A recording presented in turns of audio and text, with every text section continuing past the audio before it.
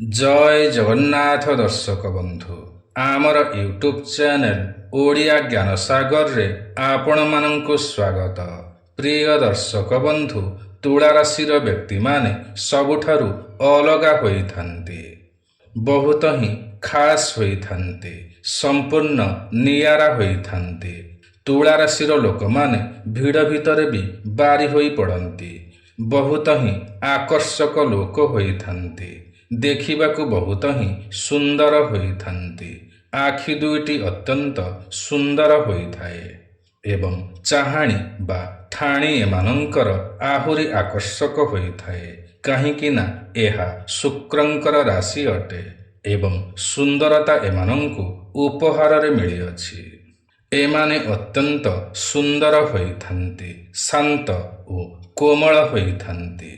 निजे सुंदर हेबा सहित सुंदरता को मध्य एमाने बहुत पसंद करिथान्ति। समस्त सुंदर जिनिस एमानंकु पसंद होइथाए, समस्त सुंदर जिनिस पाइबाकू इच्छा करिथान्ति। सुंदरता एमानंकु आकर्षित करिथाए। सुंदरता शब्द एमानंक सहित जड़ित अटे। एते आकर्षक चेहरा एमानंकर होइथाए कि काहारी को भी प्रथम देखारु ही निज आड़कू आकर्षित करि नियंती। जहा सहित एमाने कथा हुअन्ति सेमानंकर एमाने पसंद होई जांती। किंतु एमाने न्यायप्रिय होइथान्ति, निरपेक्ष होइथान्ति, कारण शनि एही राशि रे उच्चरे रहिथान्ति एवं शनि न्यायफलदाता अटंती। एणु एही राशिर व्यक्ति माने न्याय को नहीं अत्यंत गंभीर होइथान्ति, अनेक मात्रारे न्यायप्रिय होइथान्ति। काहारी सहित अन्याय हेबार एमाने देखि सही पारंती नाही, किंतु एमाने भावनारे बहि जांती। अधिकांश एमानंकर सरलता ओ भाव प्रवणता एमानंकु भारी पड़िथाए। आगत भविष्यत को नहीं एमाने बहुत किछि योजना करिथान्ति। एमानंकु कौनसी कार्य करिबाकू दियागले एमाने एपरि भावरे मस्तिष्क खटाई कार्य करिदियंती कि अन्य माने आश्चर्य होई जांती कि एहाकू किपरि कला बोली। अन्य मानंक पई आदर्श पालटी जांती जे एही कार्यकू एही परि काहे करा जाए बोली। अत्यंत सुंदर योजनायुक्त होइथान्ति। निजर सुंदर कार्य पई एमाने निजर मालिकंकु अधीनस्थ करि पारंती। मालिक एहा मध्य जानती कि एही कार्य एहा व्यतीत आउ केही एते भलरे करि पारिबे नाही। तुला राशिर व्यक्ति माने जन्मरु ही बहुत अलगा होइथान्ति।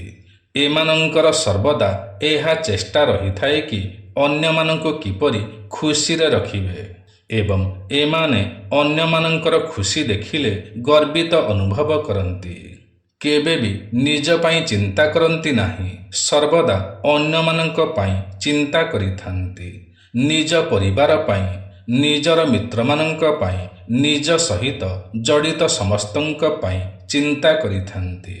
सेमानंक पाई निजकू संपूर्ण समर्पी देइथान्ति, अर्थात जाहाकू भल पाइथान्ति तांको पाखरे निजकू समर्पी दियंती। किंतु एमानंको केही सेतेटा आदर करंती नाही, अणदेखा करंती, हतादार मध्य करंती। जेउ कारण पाई अधिकांश एमाने मनस्ताप करिथान्ति, चिंतित विव्रत रहिथान्ति। जीवन रे एते धोखा खाइथान्ति कि एमानंकर अंतर भितरे क्षत चिन्ह देखिबाकू मिलिथाए। प्रेम संबंधरे किंबा विवाह संबंधरे सेते सुख मिली न थाए जेतिकी एमाने आशा रखिथान्ति। एमाने एहा भाबी नियंती कि एमानंक ठारे किछि ना किछि अभाव रहिछि, किंतु वास्तवरे एमानंक ठारे कौनसी भी अभाव न थाए। भगवान एमानंकु एते गुण देइथान्ति कि एमाने किछि भी करि पारिबे, किंतु एमाने अन्य उपरे निर्भरशील होई रहिबाकू पसंद करिथान्ति। एथिपाई एमाने दुख पाइथान्ति। जदि एमाने काहारी उपरे निर्भरशील न रही निज हिसाब रे कार्य करन्ति तेबे समाजरे एमाने राज करिथान्ति बा राजत्व करिथान्ति। काहींकि ना शनि ତୁଳା ରାଶିରେ ଉଚ୍ଚରେ ରହିଥାନ୍ତି। କଳା କ୍ଷେତ୍ରରେ ଉନ୍ନତି କରିଥାନ୍ତି, ଯେପରିକି ଗୀତ, ନୃତ୍ୟ, ଅଭିନୟ, ଚିତ୍ରକଳା, କବି, ଲେଖକ ଆଦି କ୍ଷେତ୍ରରେ ଉନ୍ନତି କରିଥାନ୍ତି। ବୈବାହିକ ଜୀବନ ଏମାନଙ୍କର ସଂଘର୍ଷପୂର୍ଣ୍ଣ ରହିଥାଏ।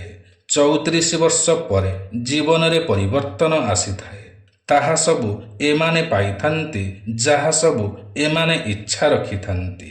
ଏଣୁ ଏମାନଙ୍କର ଭାଗ୍ୟୋଦୟ 34 ବର୍ଷ ପରେ ହିଁ ହୋଇଥାଏ ଏବଂ 28 ବର୍ଷ, 34 ବର୍ଷ, 42 ବର୍ଷ ଏବଂ 49 ବର୍ଷ ଏହି ବର୍ଷ ଭିତରେ ଏମାନଙ୍କର ଭାଗ୍ୟୋଦୟ ହୋଇଥାଏ। ଯେପରିକି ଚାକିରି ପାଇବା, ବିବାହ କରିବା, ସନ୍ତାନ ହେବା, ଘର, ଜମି, ଗାଡ଼ି ଆଦି କିଣିବା। ଏହି ବୟସମାନଙ୍କରେ କିଛି ନା କିଛି ଏମାନଙ୍କୁ ହାସଲ ହୋଇଥାଏ। ତେବେ ପ୍ରିୟ ଦର୍ଶକ ବନ୍ଧୁ, ଏହା ତ ଥିଲା ତୁଳା ରାଶିର ବ୍ୟକ୍ତିମାନଙ୍କ ବିଷୟରେ କିଛି କଥା। ଆଜିର ଏହି କାର୍ଯ୍ୟକ୍ରମଟି ଆପଣଙ୍କୁ କିପରି ଲାଗିଲା ନିଶ୍ଚୟ କମେଣ୍ଟ କରି ଜଣାଇବେ। ଯଦି ଆଜିର ଏହି କାର୍ଯ୍ୟକ୍ରମଟି ଆପଣଙ୍କୁ ପସନ୍ଦ ଆସିଥାଏ ତେବେ ଗୋଟିଏ ଲାଇକ୍ ନିଶ୍ଚୟ କରିବେ। ଯଦି ଆପଣ ଆମର ଏହି ୟୁଟ୍ୟୁବ୍ ଚ୍ୟାନେଲ ଓଡ଼ିଆ ଜ୍ଞାନସାଗରରେ ନୂଆ ଅଟନ୍ତି ଏବଂ ଏଯାଏଁ ସବସ୍କ୍ରାଇବ୍ କରିନାହାନ୍ତି ତ ତୁରନ୍ତ ସବସ୍କ୍ରାଇବ୍ କରିନିଅନ୍ତୁ, କାରଣ ଆମର ଏହି ୟୁଟ୍ୟୁବ୍ ଚ୍ୟାନେଲରେ ଏହିପରି ଅନେକ ଭଲ ଭଲ ଭିଡ଼ିଓମାନ ସର୍ବଦା ଅପଲୋଡ଼ କରାଯାଇଥାଏ, ଯାହାକି ଆପଣଙ୍କର ଜ୍ଞାନର ସୀମାକୁ ବଢ଼ାଇଥାଏ। ତେବେ ଆଜି ପାଇଁ ଏତିକି। ପୁଣି ଦେଖା ହେବ ଆସନ୍ତା ନୂଆ ଏକ କାର୍ଯ୍ୟକ୍ରମରେ। ସେ ପର୍ଯ୍ୟନ୍ତ ଆମକୁ ବିଦାୟ ଦିଅନ୍ତୁ। ଜୟ ଜଗନ୍ନାଥ ଦର୍ଶକ ବନ୍ଧୁ।